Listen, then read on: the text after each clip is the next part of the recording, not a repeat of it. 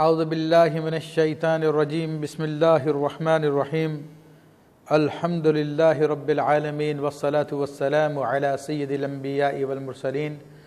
وعلی آلہ واصحابہ واہل بیتہ وذریاتہ اجمعین والعاقبۃ للمتقین. قال اللہ تبارک و تعالی فی کلامہ المجید فی اوائل سورۃ النساء. بسم اللہ الرحمن الرحیم. يا أيها الناس اتقوا ربكم الذي خلقكم من نفس واحدة وخلق منها زوجها وبث منهما رجالا كثيرا ونساء واتقوا الله الذي تساءلون به والأرحام إن الله كان عليكم رقيبا. صدق الله العظيم وصدق رسوله النبي الكريم. مولاي صل وسلم دائما ابدا على حبيبك خير الخلق كلهم. رب اشرح لي صدري ويسر لي امري واحلل عقدة من لساني يفقهوا قولي. الحمدللہ اللہ تبارک و تعالیٰ کے فضل و کرم سے ہم نے سورہ فاتحہ، سورہ بقرہ اور سورہ آل عمران کی تفسیر بیان کی. آج اللہ نے اپنے فضل و کرم سے ہمیں موقع دیا کہ ہم سورہ نساء کی ابتدا کر رہے ہیں. تو سورہ نساء مدنی صورتوں میں سے ایک صورت ہے اور یہ طوال مفصل میں آتی ہے اور اس کی 176 آیات ہیں، 176، اور اس میں 24 رکوع ہیں. اس صورت مبارکہ کا شان نزول اس طرح سے ہے کہ یہ غزوہ احد کے بعد نازل کی گئی، کیونکہ غزوہ احد میں کافی مسلمان شہید ہوئے، جس کی وجہ سے یتیموں کے، بیواؤں کے اور وراثت کے مسائل سامنے آئے. تو چونکہ قرآن مجید فرقان حمید ضرورت کے اعتبار سے نجباً و نجباً یعنی تھوڑا تھوڑا کر کے نازل ہوتا رہا، جس مسئلے کی ضرورت پیش آئی اللہ تبارک و تعالیٰ اپنے حبیب علیہ السلام پر اس مسئلے سے متعلق آیات طیبات نازل فرماتا. تو چونکہ یہ تمام کی تمام آیات اسی قسم سے متعلق ہیں، پھر اس صورت مبارکہ میں اللہ تبارک و تعالیٰ نے مختلف مضامین بیان فرمائے. یوں سمجھ لیجئے کہ یہ آئلی قوانین کا، گھریلو قوانین کا ایک گلدستہ ہے، جس میں اللہ تبارک و تعالیٰ نے مختلف مسائل کے پھول چن دیے ہیں تاکہ مسلمان اپنی زندگی کو اللہ عز و جل اور اس کے رسول صلی اللہ تعالیٰ علیہ وسلم کے احکام کے مطابق گزار سکیں. تو چونکہ قرآن مجید فرقان حمید ایک ایسی کتاب نہیں ہے کہ جس طرح کے عام لوگ مصنف رائٹر لکھتے ہیں کہ ایک ہی موضوع پر قلم اٹھاتے ہیں تو لکھتے چلے جاتے ہیں اور اس کے بعد مکمل کرنے کے بعد کسی دوسرے موضوع کو اختیار کرتے ہیں، بلکہ قرآن مجید فرقان حمید کی خاص بات یہ ہے کہ اللہ تبارک و تعالیٰ نے مختلف مقامات پر مختلف مسائل بیان فرمائے ہیں. ایک ترتیب کے ساتھ بہت کم ہے کہ سارے کے سارے مسائل بیان کیے ہوں. تو جیسے کہ وراثت کے مسائل ابتدا میں آئیں گے، پھر آخر میں بھی آئیں گے، اسی طرح اور دیگر مسائل. تو اس کی حیثیت ایک خوبصورت گلدستے کی سی ہے کہ جس میں جس جانب سے دیکھا جائے تو مختلف رنگ نظر آتے ہیں، مختلف پھول نظر آتے ہیں. تو خاص طور پہ اللہ تبارک تعالیٰ نے اس میں گھریلو زندگی کے حوالے سے مسائل بیان فرمائے، احکامات نازل فرمائے، کیونکہ معاشرے کی بنیاد گھریلو زندگی سے ہے کہ خاندانوں سے ہے. جب خاندان کثیر ہوتے ہیں تو معاشرہ وجود میں آتا ہے، اور خاندان کی بنیاد انسان سے ہے. تو اللہ جل شانہ نے یہاں پر انسان کے اخلاق و کردار کے حوالے سے بھی احکامات نازل فرمائے، سنگل یونٹ ہونے کے اعتبار سے. پھر اس کے بعد ایک خاندان کے کیا معاملات ہوتے ہیں، اس خاندان میں محبت، یگانگت قائم رہے، اصول، انصاف، عدل قائم رہے وہاں پر. تو اللہ تبارک تعالیٰ نے وہ تمام کے تمام اصول اس میں بیان فرمائے ہیں. تو انشاءاللہ تبارک تعالیٰ ہم اس کی آپ کے سامنے تفسیر عرض کریں گے. تو آیت طیبہ کی ابتدا یا ایھا الناس کی جاتی ہے، اور یہاں پر خطاب صرف مسلمانوں کو نہیں بلکہ جتنے بھی انسان ہیں ان سب کو اللہ تبارک و تعالیٰ نے خطاب فرمایا کہ تقوا ربکم الذی خلقکم من نفس واحدہ. تقوی اختیار کرو اپنے رب کا، تم ڈرو اپنے رب سے کہ جس نے تمہیں پیدا کیا من نفس واحدہ، ایک جان سے، وخلق منہا زوجہا، اور پھر اس سے اس کا جوڑا بنایا، وبث منہما رجالا کثیرا ونساء، اور پھر ان دونوں سے پھیلا دیے بہت سے مرد اور بہت سی عورتیں. تو یہاں پر اللہ تبارک و تعالیٰ نے سب سے پہلے تقوی کا حکم دیا، کیونکہ جیسے پچھلے درس میں نے اس بات کی وضاحت کی تھی کہ قوانین پہ پابندی تقوی کے بغیر یعنی پرہیزگاری کے بغیر نہیں ہو سکتی، خواہ وہ دنیاوی قوانین ہو خواہ اخروی قوانین ہو، کوئی ایسی فورس کی ضرورت ہوتی ہے جو اس کو واچ کرے۔ جب انسان کو اس بات کا دل میں خوف ہوتا ہے کہ کوئی مجھے واچ کر رہا ہے، میرے غلطی پہ مجھے سزا ملے گی، تو انسان پھر ان قوانین پہ عمل کرتا ہے۔ تو اللہ جل شانہ نے بھی جو قوانین نازل فرمائے ان پر حقیقی معنوں میں عمل اسی صورت میں ہو سکتا ہے اخلاص کے ساتھ جب کہ انسان اللہ تبارک و تعالیٰ کا تقوی اختیار کرے، پرہیزگاری کو اختیار کرے اور جانے کہ میرا رب مجھے دیکھ رہا ہے۔ یہ مراقبے کی کیفیت ہے۔ فرمائے کہ تم ڈرو اپنے رب سے، الذی خلقکم من نفس واحدہ، جس نے تمہیں ایک جان سے پیدا کیا۔ ایک جان سے مراد سیدنا آدم علیہ السلام ہے۔ اس آیت طیبہ میں اللہ جل شانہ نے ان لوگوں کا رد فرما دیا جو ڈارون کی تھیوری کے قائل ہیں کہ ڈارون کی تھیوری کے مطابق انسان ابتداً انسان نہیں تھا، بلکہ مختلف اسپیسیز میں مختلف صورتیں اختیار کرتے کرتے کرتے کرتے وہ انسان کی صورت کو پہنچا ہے۔ معاذ اللہ، وہ اس کی یعنی آخری صورت جو قریب ترین ہے وہ بندر ہے یا گوریلا ہے جس سے وہ مشابہ ہے، لیکن آج یہ تھیوری سائنٹیفکلی رد کی جا چکی ہے، اور باقاعدہ وہ لوگ جنہوں نے ڈارون کے اس تھیوری پہ ڈپلومہ کیے تھے اور انہوں نے ڈگری لی تھی، اور وہ اجسام وہ فاصل جو لوگوں نے رکھے ہوئے ہیں ان پر باقاعدہ ریڈیو ایکٹیوائی لہروں کے ذریعے جب ان کو اسٹڈی کی گئی تو پتہ چلا کہ وہ کوئی 100 سال پرانی ہے، کوئی 150 سال پرانی ہے، اس سے زیادہ پرانا کچھ بھی نہیں ہے۔ تو وہ عقلی طور پہ بھی اور سائنٹیفکلی بھی اس کا جھوٹ ثابت ہو چکا ہے، اور اس کے پیچھے اصل میں مغرب کا فلسفہ تو یہ تھا کہ اس تھیوری کو عام کر کر لوگوں میں بے شرمی، بے حیائی، فحش کاموں کو عام رائج کر دیا جائے، اور ان کو یہی درس دیا جائے کہ تم بندر اور جانوروں کی اولاد ہو، تو جس طرح ایک عام جانور اپنی زندگی گزارتا، کھا لو پی لو اور پھر مر جاؤ، تو اسی طرح تمہیں زندگی گزارو، اور یہ کیا تم وحی کے چکر میں پڑ گئے ہو۔ لیکن اللہ تبارک و تعالیٰ نے قرآن مجید فرقان حمید میں بھی متعدد مقامات پر اس کا رد فرمایا، اور یہاں پر یہ آیت طیبہ بھی اس کا رد فرما رہی ہے کہ اللہ تبارک و تعالیٰ نے یہ نسل انسانی کو سیدنا آدم علیہ السلام سے پیدا فرمایا، اور آدم علیہ السلام کے بارے میں جا بجا مقامات پہ قرآن مجید فرقان حمید میں احادیث طیبہ میں ثابت ہے کہ اللہ نے ان کو مٹی سے بنایا اور اپنے دست قدرت سے پیدا فرمایا، اور براہ راست انہیں انسان بنا کہ ان میں روح ہوں گی۔ فرمایا کہ تمہیں ایک جان سے پیدا کیا، وَخَلَقَ مِنْهَا زَوْجَهَا، اور احادیث کریمہ سے ثابت ہے کہ اللہ تبارک و تعالیٰ نے حضرت حوا رضی اللہ تعالیٰ عنہ کو سیدنا آدم علیہ السلام کی پسلی سے پیدا فرمایا۔ جب سیدنا آدم علیہ السلام محو خواب تھے تو اللہ تبارک و تعالیٰ نے ان کی بائیں جانب کی پسلی سے حضرت حوا رضی اللہ تعالیٰ عنہ کو پیدا فرمایا، اور جب آپ جاگے تو آپ نے حضرت حوا کو دیکھا تو پوچھا تم کون ہو، تو انہوں نے بتایا کہ میں عورت ہوں، اور فرمایا کہ تمہیں کس لیے پیدا کیا گیا ہے، تو انہوں نے عرض کی کہ اس لیے کہ تاکہ آپ مجھ سے انس حاصل کریں۔ تو اس طرح پھر اللہ تبارک و تعالیٰ نے یہ سلسلہ انسانوں کا چلایا۔ فرمایا کہ وَبَثَّ مِنْهُمَا رِجَالًا كَثِيرًا، اور ان دونوں سے پھر بہت سارے انسان اللہ تبارک و تعالیٰ نے پیدا فرمائے۔ وَاتَّقُوا اللَّهَ الَّذِي تَسَاءَلُونَ بِهِ وَالْأَرْحَامَ، اور تم اللہ کا تقوی اختیار کرو کہ جس کے وسیلے سے تم سوال کرتے تم مانگتے ہو۔ تو ہر شخص دیکھ لیجئے جو بھی کوئی مانگتا ہے تو اللہ تعالیٰ کے نام ہی کے وسیلے سے مانگتا ہے، اللہ ہی کا واسطہ دے کر مانگتا ہے۔ تو اللہ تبارک و تعالیٰ نے اس کو بیان فرمایا کہ والارحام، اور اپنے صلہ رحمی کے معاملے میں اللہ سے ڈرو۔ صلہ رحمی سے مراد یہ ہے کہ اپنے قریبی رشتوں سے اپنے تعلقات کو جوڑنا اور ان کو مضبوط کرنا، ان سے اچھا سلوک کرنا۔ یہ رحم اللہ تبارک و تعالیٰ نے پیدا فرمایا،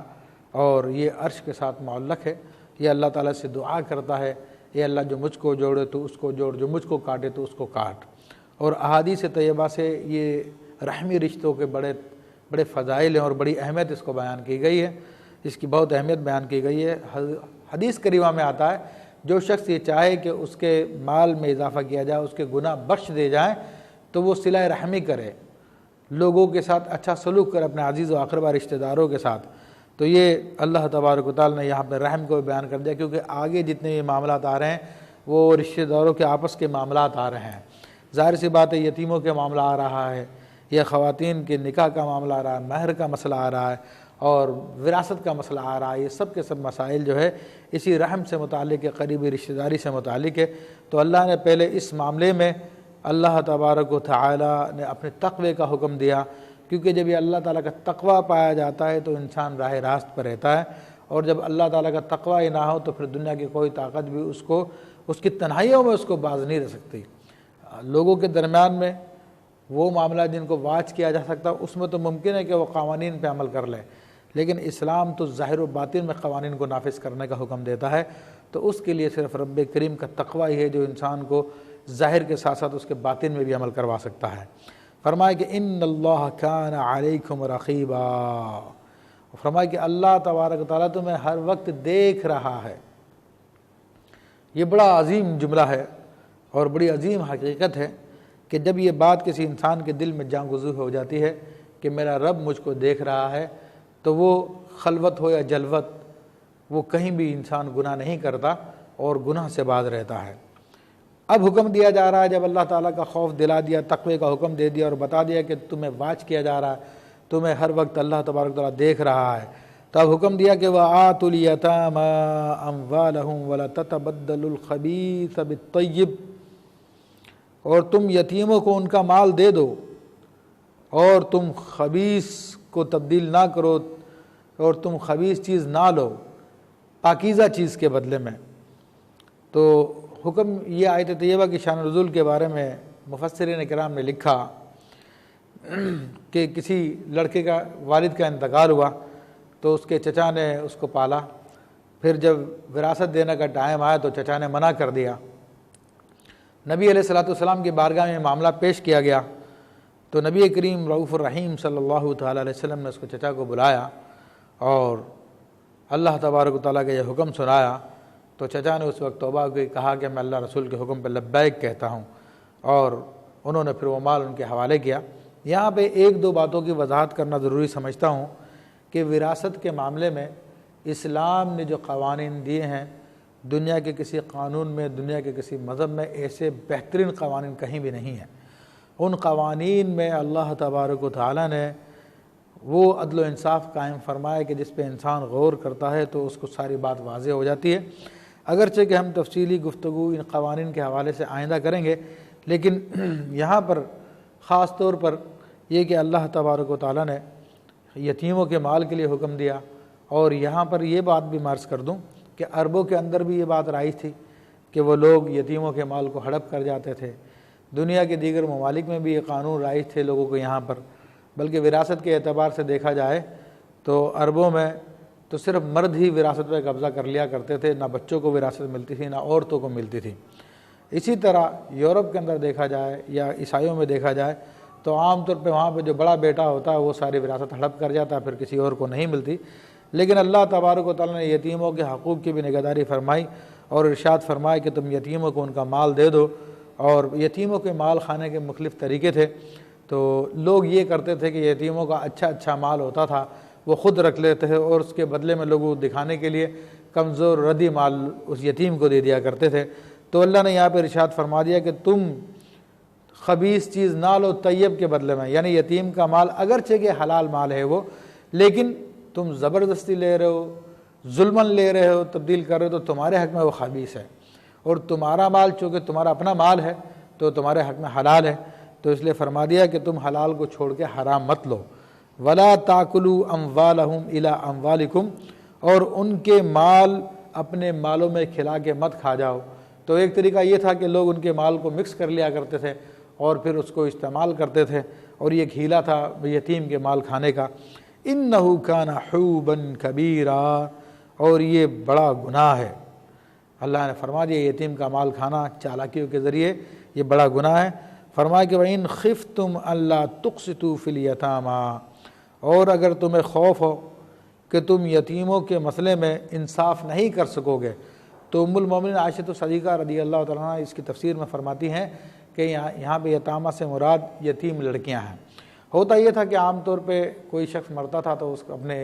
وارثین میں بچیاں بھی چھوڑ جاتا تھا، تو اس کے اعزاء اقربا جو بھی قریبی ہوتے تھے اس کا مال بھی رکھ لیتے تھے، بچیوں کو بھی رکھ لیا کرتے تھے۔ اب لوگ مال کو ہتھیانے کے لیے ان یتیم بچیوں سے شادیاں کر لیتے تھے، حالانکہ انہوں نے یتیم بچیوں میں کوئی رغبت نہیں ہوتی تھی، نہ کوئی ان سے وہ توجہ کرتے تھے، صرف مال ہتھیانے کے لیے ان سے اپنے نکاح میں رکھ کر اسے بھی اپنی جائیداد میں لے آتے تھے، اور ان کے جو مال تھا وراثت میں جو ان کو ملنا تھا وہ بھی اپنے قبضے میں کر لیا کرتے تھے۔ تو اللہ تبارک و تعالیٰ نے ارشاد فرمایا کہ جب تمہیں ان سے رغبت ہی نہیں ہے تو تم ان کے ساتھ انصاف نہیں کر سکو گے۔ تو فرمایا کہ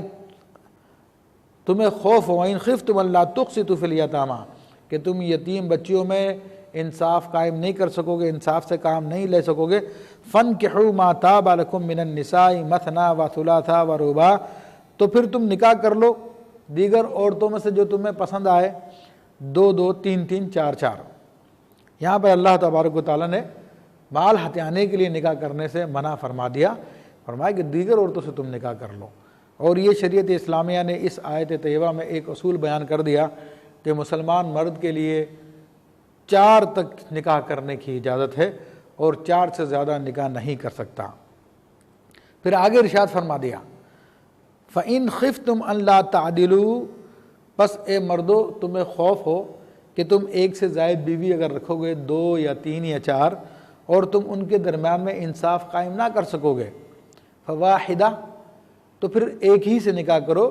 دوسری یا تیسری یا چوتھی کی سے نکاح نہ کرو، ایک ہی کے رکھو، کیونکہ ایک سے زائد بیوی رکھنے کے مسائل بہت سخت ہے۔ اس میں مکمل طور پہ انصاف کا حکم دیا گیا ہے کہ اگر لباس کا معاملہ ہے تو لباس میں 3 میں یا 4 میں، یا 2 ہیں تو 2 میں برابری کی جائے، ان کو نان نفقہ کا مسئلہ، کھانے کا مسئلہ تو کھانوں میں ان کے ساتھ برابری کی جائے، ان کی رہائش کا مسئلہ ہے تو رہائش میں ان کے ساتھ برابری کی جائے، یا ان کے ساتھ ٹائم گزارنے کا مسئلہ ہے، رات گزارنے کا مسئلہ ہے تو اس میں بھی برابری کی جائے۔ یہ نہیں کہ نئی بیوی کو زیادہ ٹائم دیا جائے اور پرانی کو ٹائم نہ دیا جائے، یا پرانی کو یکسر بھول جائے انسان اور اسے کوئی توجہ نہ کرے، نہ اس کا نان و نفقہ دینا اس کی طرف توجہ کرے، ان میں سے برابری نہ کرے، ایک کو زیادہ توجہ کرتا ہے ایک کو کم کرتا ہے۔ تو اللہ تعالیٰ نے فرمایا کہ پس تمہیں خوف ہو کہ تم عدل نہیں کر سکو گے تو پھر ایک ہی نکاح کرو، او ما ملکت ایمانکم، یا یہ کہ جو تمہاری باندیاں ہیں انہی پہ اکتفا کر لو، ذالک ادنی ان لا تعولا، اور یہ اس سے زیادہ قریب ہے کہ تم سے ظلم نہ ہو۔ یہاں پہ تعولا اصل میں مائل ہونے کے معنوں میں ہے، اور انسان چونکہ ظاہری معاملات میں خیر برابری کر لیتا ہے لیکن دل کا معاملہ اس کے اختیار میں نہیں ہے، اور بعض اوقات اپنے دل کے معاملے پہ عمل کرتے ہوئے ظاہری معاملات کو پورا نہیں کر پاتا۔ تو اللہ تبارک و تعالیٰ نے فرما دیا کہ تم کسی ایک کی جانب مائل ہو جاؤ تو بہتر ہے کہ تم ایک ہی نکاح کر لو، اور اگر نکاح بھی نہیں کر سکتے تو پھر اپنی باندیوں پہ اکتفا کر لو۔ یہ ابتدائی اسلام میں تھا، جب باندی کا رواج تھا تو اللہ نے اس کا بھی احکام بیان فرمایا۔ یہاں پہ تھوڑی سی میں وضاحت کرنا چاہوں گا، چونکہ اسلام نے ایک سے زائد شادی کی اجازت دی، جبکہ اس کے علاوہ دنیا کے بعض دیگر مذاہب میں ہم دیکھتے ہیں کہ اتنی شادیوں کی اجازت نہیں ہے، یا بعض میں ہے۔ خود عیسائیت میں بھی ایسے مرمنز ہیں، وہ کئی شادیوں کی یہاں پہ ان کے یہاں پر مذہبی طور پہ اجازت ہے، یا بعض دیگر مذاہب میں بھی اجازت ہے، لیکن عام طور پہ دنیا میں جو مشہور مذاہب ہیں ان کے اندر یہ بات نہیں پائی جاتی۔ تو بہت سارے لوگ جو اسلام دشمنی میں آئے ہوئے ہیں وہ اسلام پہ بلا وجہ کے اعتراضات کرتے ہیں اس حوالے سے، اور وہ لوگ جو ان کے پیروکار ہیں اگرچہ کہ اپنے آپ کو مسلمان کہلاتے ہیں تو انہی کے دیے ہوئے معیار کے مطابق اس بات کو ناپسند کرتے ہیں۔ تو یہاں پر پہلے غور کر لینا چاہیے کہ اسلام نے یہ جو شادی کا حکم دیا ایک سے زائد خواتین سے، تو اس وقت یہ اعداد و شمار ظاہر کر رہے ہیں کہ آج دنیا کے بیشتر ممالک میں عورتوں کی تعداد مردوں سے زیادہ ہے۔ جب ایک مرد کے لیے ایک عورت ہوگی تو دنیا کی وہ آبادی جہاں پہ عورتیں کثرت سے ہیں تو وہ عورتیں کہاں جائیں گی؟ جب ان عورتوں کا کوئی حق نہیں ہوگا تو ظاہر سی بات ہے کہ وہ اپنی فطری خواہش کو پورا کرنے کے لیے وہ گناہ میں گرفتار ہو جائیں گی، اور جب گناہ میں گرفتار ہو جائیں گی تو پھر معاشرہ بگڑ جائے گا۔ اسی طرح یہ شادی شدہ خاتون کے لیے بھی بہتر ہے کہ وہ اپنے میاں کو دوسری شادی پہ تیسری شادی پہ اگر وہ انصاف سے کام لیتا ہے تو اس پہ ناراض نہ ہو، کیونکہ یہ بات اس کے لیے بہتر ہے کہ وہ عزت کے ساتھ رہ رہی ہے اور اس کا میاں بھی اس کے ساتھ اور دیگر بیویوں کے ساتھ عزت کے ساتھ رہ رہا ہو، بامقابلہ اس بات پر کہ وہ گناہ کا فعل کر رہا ہو، کبھی کسی اور عورت سے تعلق قائم کر رہا، کسی اور عورت سے تعلق قائم کر رہا ہو، جو اس کے بچوں پہ بھی اخلاقی اثر ڈالے گا۔ اور بہرحال ہم نے یہ بات دیکھی، یہ تجربہ ہے کہ دنیا کی وہ سوسائٹیز جہاں پہ ایک سے زیادہ نکاح پر قانونی طور پہ پابندی لگا دی گئی ہیں تو وہاں پر گناہ عام ہو چکے ہیں، زنا عام ہو چکے ہیں، اور خواتین ایک آلہ بن کے رہ گئی ہیں جو مردوں کی تسکین کا آلہ ہے، اور وہ بھی اس کو اپنی کمائی کا ذریعہ سمجھتی ہیں۔ یعنی تقریباً آج سے 20-22 سال پہلے UNO کی جو رپورٹ ہے اس حوالے سے، مغربی ممالک کے حوالے سے، تو اس رپورٹ کے مطابق تقریباً 60% بچے وہاں پر ناجائز اولادیں ہیں، جو کہ ناجائز تعلقات کی صورت میں ظاہر ہوئے۔ اور آج تو معاملہ یہ ہے کہ وہاں پر لوگ بہت کم ہی نکاح کی زحمت کرتے ہیں، اور ایک عرصے کے بعد جب کئی بچے پیدا ہو جاتے ہیں تو پھر کبھی ان کو خیال آ جاتا ہے تو وہ نکاح کر لیتے ہیں۔ تو وہاں پہ نکاح کا ادارہ ختم ہی ہو گیا ہے، اور اس کی وجہ یہی ہے کہ ان لوگوں نے ایک سے زائد نکاح پہ پابندی لگائی اور فطرت کے اصولوں کو چھوڑ دیا۔ ورنہ طب جدید بھی، طب قدیم بھی اس بات کو ثابت کر رہی ہے کہ اللہ تبارک و تعالیٰ نے عورت کے مقابلے میں مرد میں یہ جنسی خواہش کو زیادہ رکھا ہے، اور عورت کے چونکہ معاملات بہت سارے ہوتے ہیں تو اس کی وجہ سے اس کی توجہ اتنی نہیں ہوتی جتنی کہ مرد کی ہوتی ہے۔ تو جب فطرت کے تقاضوں کو جائز طریقے سے پورا نہیں کیا جائے گا تو پھر لوگ گناہوں میں گرفتار ہوں گے۔ تو ہماری بہنوں کو بھی اس میں غور کرنا چاہیے، اور ہمارے بھائیوں کو بھی غور کرنا چاہیے کہ جو شادی تو دوسری کر لیتے ہیں، تیسری بھی کر لیتے ہیں، لیکن اللہ تبارک و تعالیٰ نے جو احکام دیے ہیں عدل و انصاف کرنے کے، ان کو پورا نہیں کرتے ہیں۔ حدیث شریف میں آتا ہے کہ جو شخص کسی ایک بیوی کی طرف مائل ہو جائے اور دوسری بیوی کی طرف توجہ نہ کرے، اور مائل ہونے سے مراد یہی ہے کہ ان میں اگر ایک کے پاس 3 راتیں گزارتا، 3 دن گزارتا، تو دوسری کے پاس 3 گزارے، ایک کے پاس ایک تو دوسری کے پاس ایک، ایسا شخص جو برابری نہیں کرتا ہے کل بروز قیامت اس حال میں آئے گا کہ اس کی ایک جانب جھکی ہوگی، اور اللہ تبارک تعالیٰ اس سے باز پرس فرمائے گا۔ تو یہاں پر چند ایک باتیں میں نے بیان کی ہے، ورنہ اس کی حکمتیں تو بے شمار ہیں۔ فرمایا کہ وَآتُوا النِّسَاءَ صَدُقَاتِهِنَّ نِحْلَةً، اور عورتوں کو ان کے مہر خوشی خوشی ادا کر دو۔ زمانہ جاہلیت میں ہوتا یہ تھا کہ جب کسی لڑکی کی شادی کی جاتی تھی تو لڑکی کا جو مہر ہوا کرتا تھا وہ لڑکی کے اولیاء لے لیا کرتے تھے، اور لڑکی کو ایسے ہی بھیج دیا کرتے تھے، تو وہ لڑکی کے ذریعے مال کو کمایا کرتے تھے۔ تو اللہ تبارک و تعالیٰ نے خواتین پہ اس ظلم کو بیان فرمایا اور اس سے منع فرمایا کہ تم عورتوں کے مہر مت روکو، یا مرد شادی کرنے کے بعد عورتوں کو مہر نہیں دیتا تھا اس کو بھی منع فرما دیا۔ فَإِن تِبْنَ لَكُمْ عَن شَيْءٍ مِّنْهُ، بس اگر عورتیں تمہیں کچھ چھوڑ دیں، عَن شَيْءٍ مِّنْهُ نَفْسًا، یعنی اپنی خوشی سے، فَكُلُوهُ هَنِيًّا مَرِيًّا، تو پھر تم بھی رچتا پچتا یعنی خوشی خوشی اس کو لے سکتے ہو۔ تو یہاں پر عورتوں ہی کے ہاتھ میں مہر کا پورا معاملہ دیا، اور بتا دیا کہ عورتیں اپنے مہر کے پورے طور پہ مالک ہیں، تو ان سے نہ تو معاف کروانے کی کوشش کی جائے۔ آج ہمارے معاشرے میں بھی رواج ہو گیا